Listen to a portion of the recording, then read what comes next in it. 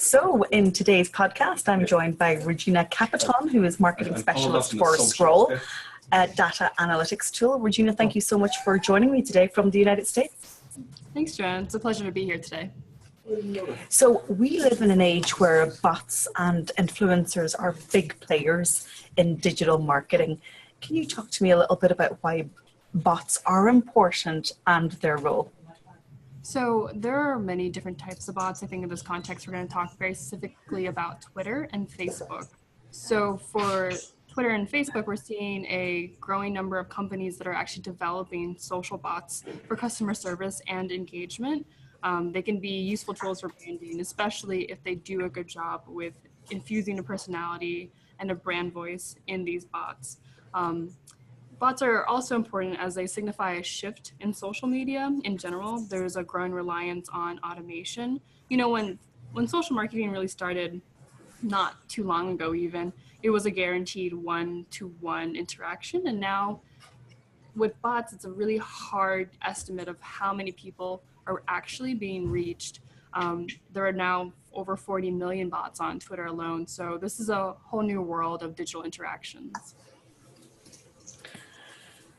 Now to influencers, and these are a cohort who have amassed a following online with shared interests and who are then hired by brands to review, test or endorse products and services. Data is important too in terms of assessing influence, and why is that? Well, data is important because it gives both the brand and the influencer transparency in performance. Before an influencer signs on to work with a brand and vice versa, they get a sense with data, the potential impact of the connected networks. And so that's important for benchmarks that are set in the brand partnership. We actually have a feature in Scraawl, which we call influence discovery, which is based on principles of social network analysis.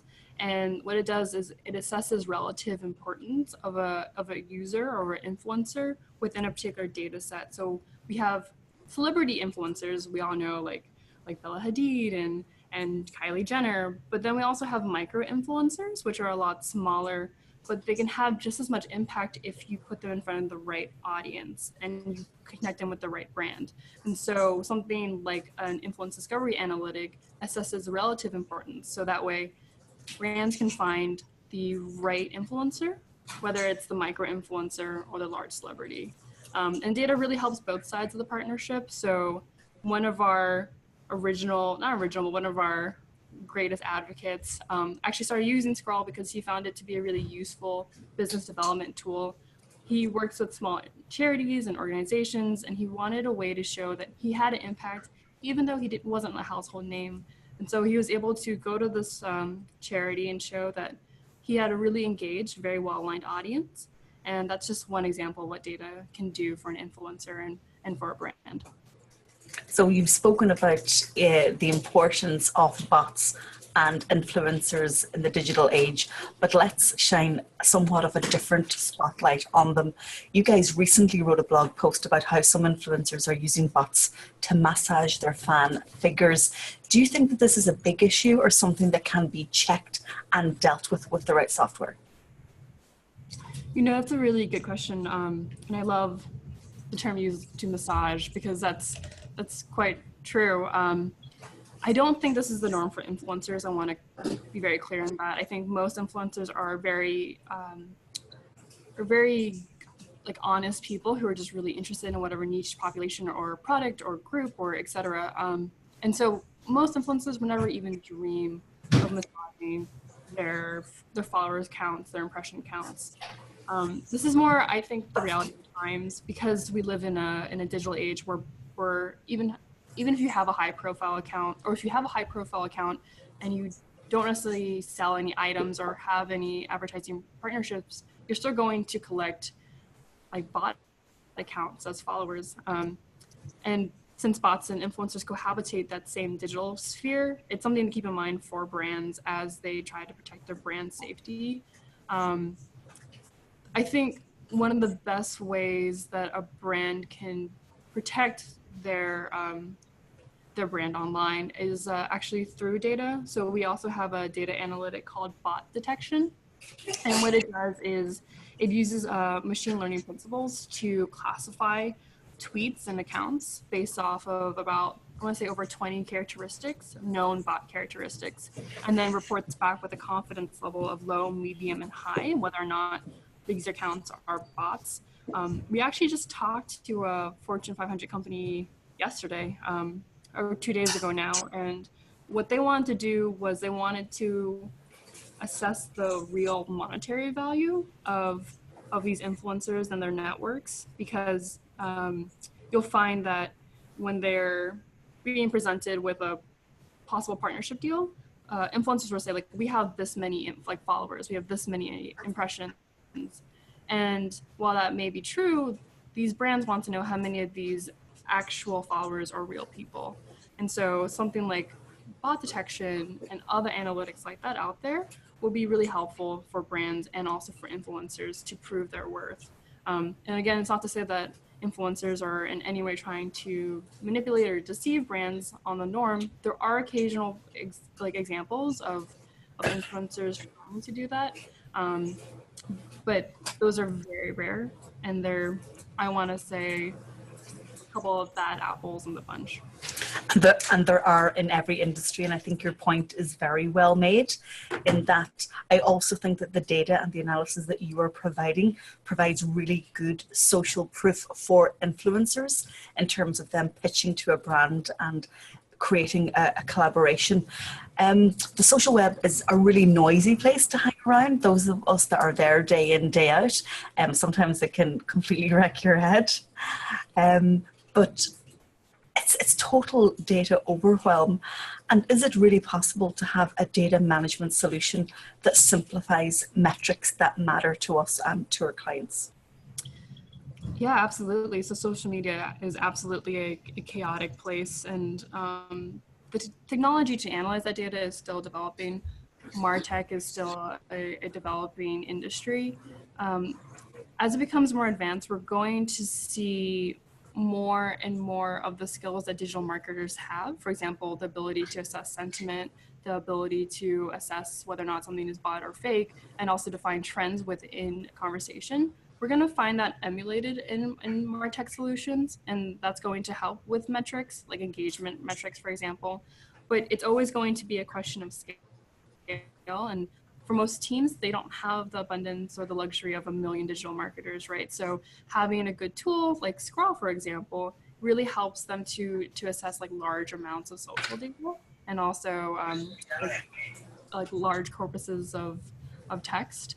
And so what we're seeing here is, I think we're going to see an evolution of like marketing technology as like artificial intelligence and that subset of machine learning becomes more and more incorporated into like known marketing tactics like social media marketing, influencer marketing. But we don't believe at all that technology can ever replace the digital marketer or analyst of the day. Like, we are a tool set. We are only a set of tools, and it still needs the context and the experience of a subject matter expert be able to take whatever data they have and to really insight.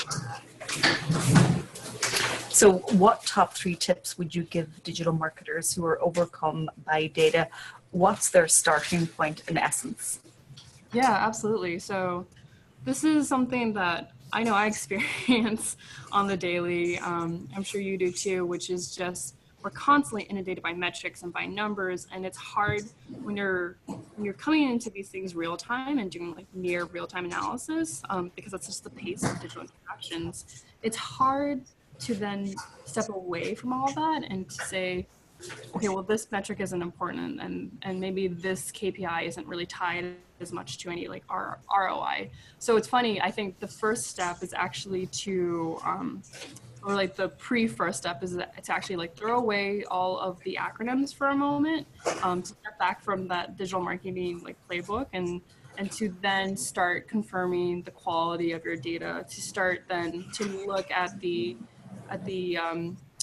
at the source of your data and to really be able to map it to any ROI. So if you're putting so much effort into your email marketing, for example, to know like which one of these metrics will actually help with a sales conversion at the end.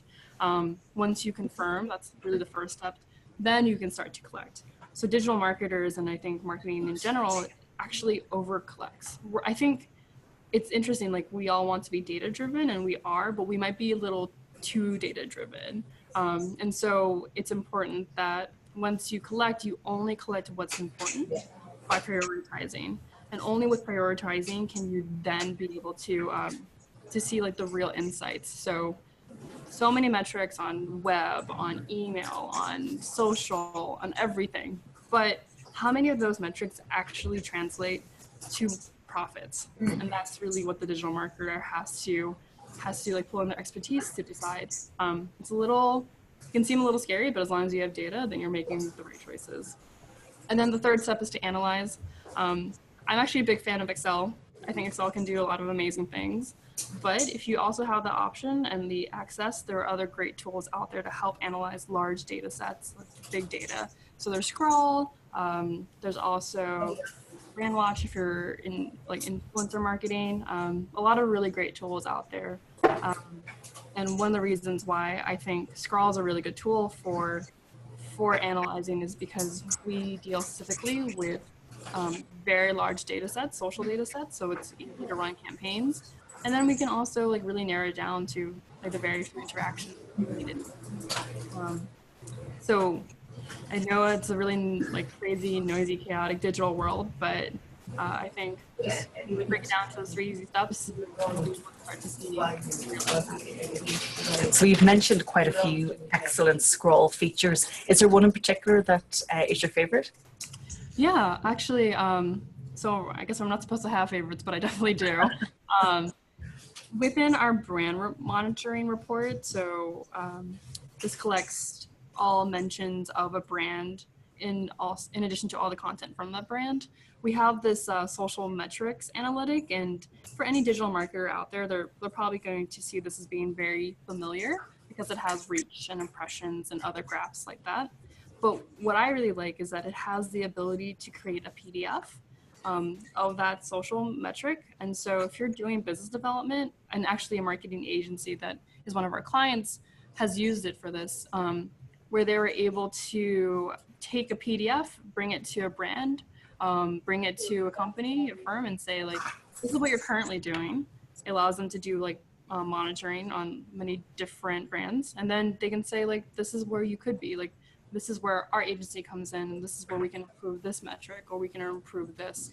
And so I really like it because it's a one click and I like things to be fast and easy. Don't we all?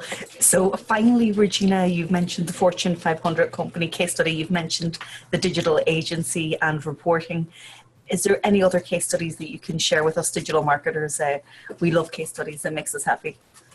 Yeah, absolutely.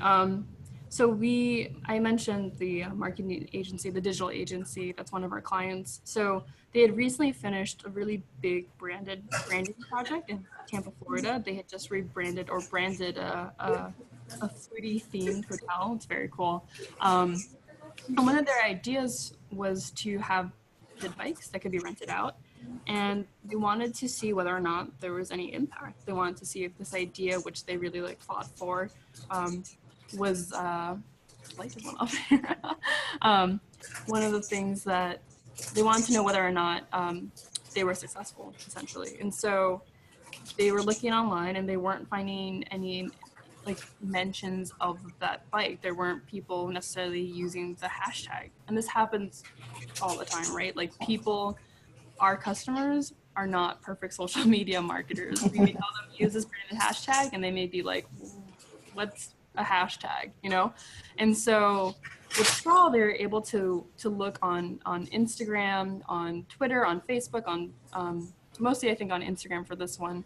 And they're able to look for the geolocation where the hotel was, and then look for examples where they could find bikes. and just people hashtagging bikes, hashtagging the hotel. And so they were able to find imperfect examples of using social media to push their brand forward, but they were at least able to then go to the hotel and say, like, look, we are successful. This is what's working. Here are the ways, and they probably did this actually. Here are the ways that we can then make the branded hashtag more visible on the bike, so that way people know what to do. So it's one of those examples where we know that people aren't perfect, customers aren't perfect on social media, and that's why it's useful to have a tool like Scraawl. Fantastic. I've really enjoyed our conversation. Imperfect social media customers. I love that one. I've never thought about it like that, but it's true. It's true. Where can people find out some more about Scraawl, and is there a free trial option? Yeah, absolutely. So we actually have a free version of Scraawl out that's available. You can go to scraawl.com.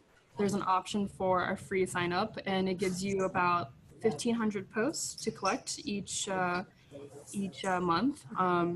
And if you're interested in learning more about Scraawl, we recommend going to our blog. We have a lot of great tips coming out every week, which is also a great opportunity to follow us on social media as well. We're very active as we are on social media, data analytics.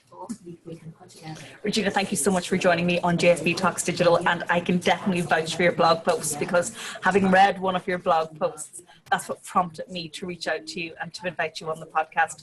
So thank you so much for all the valuable information. My listeners will love it, and I will add in all the links to your website and social networks on the blog post associated with this podcast and this blog.